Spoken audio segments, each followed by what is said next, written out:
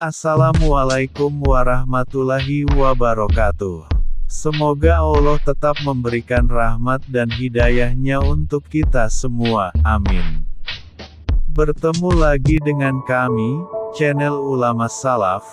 Bagi teman-teman yang belum berlangganan channel ini, silahkan klik tombol subscribe di bawah ini, agar tidak ketinggalan video selanjutnya dari channel ini.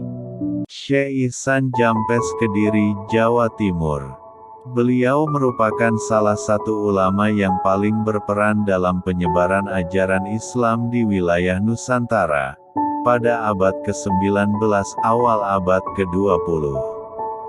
Namanya makin terkenal setelah kitab karangannya Sirojut Tholibin, menjadi bidang ilmu yang dipelajari di perguruan tinggi, seperti Universitas Al-Azhar Kairo, Mesir. Beliau Syekh Ihsan memiliki nama lengkap, Ihsan Muhammad bin Dahlan Al-Jampesi Al-Kediri. Beliau dilahirkan pada tahun 1910 Masehi, di Desa Putih Kecamatan Gempang Rejo Kabupaten Kediri, Jawa Timur. Beliau adalah putra dari seorang ulama yang sejak kecil tinggal di lingkungan pesantren. Ayahnya Kiai Haji Dahlan bin Saleh dan ibunya Istianah adalah pendiri pondok pesantren Jampes. Kakeknya adalah Kiai Saleh, seorang ulama asal Bogor, Jawa Barat, yang masa muda hingga akhir hayatnya dihabiskan untuk menimba ilmu dan memimpin pesantren di Jatim.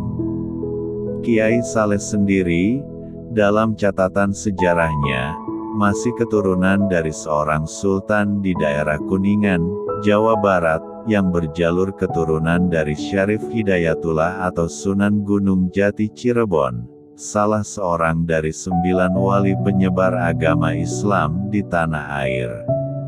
Sedangkan ibunya adalah anak dari seorang kiai Mesir, tokoh ulama di Pacitan yang masih keturunan Panembahan Senapati yang berjuluk Sultan Agung, pendiri kerajaan Mataram pada akhir abad ke-16. Sejak kecil beliau sudah memiliki kecerdasan pikiran dan daya ingatan serta daya tangkap yang mengagumkan.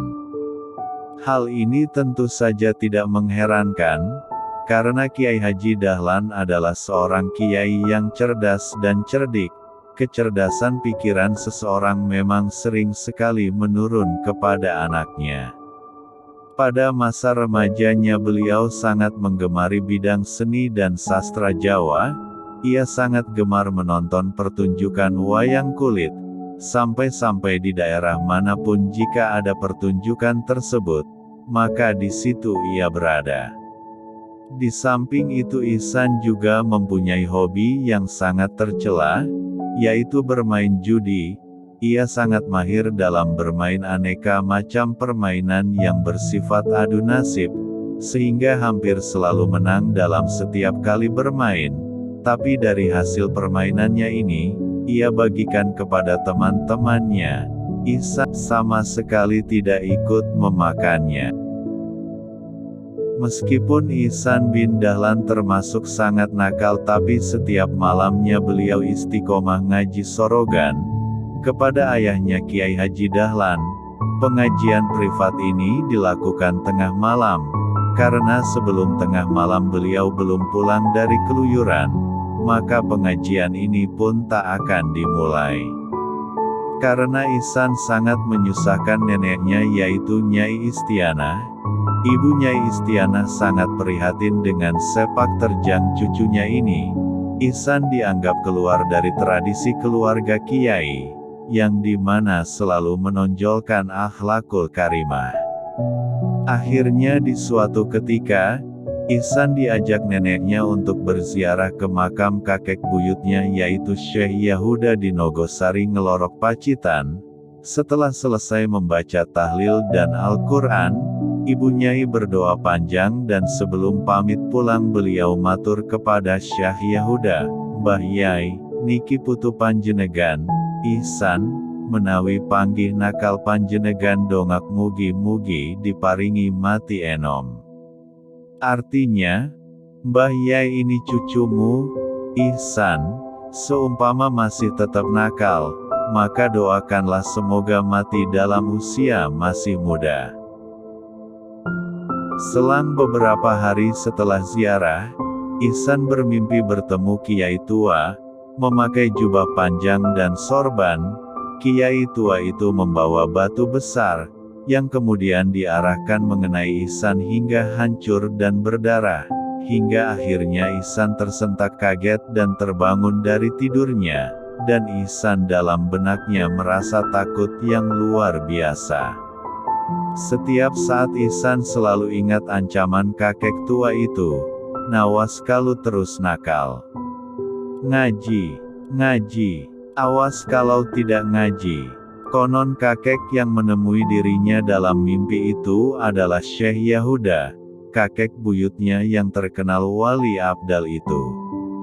Semenjak mengalami mimpi itu, Ihsan tidak lagi berani keluyuran malam.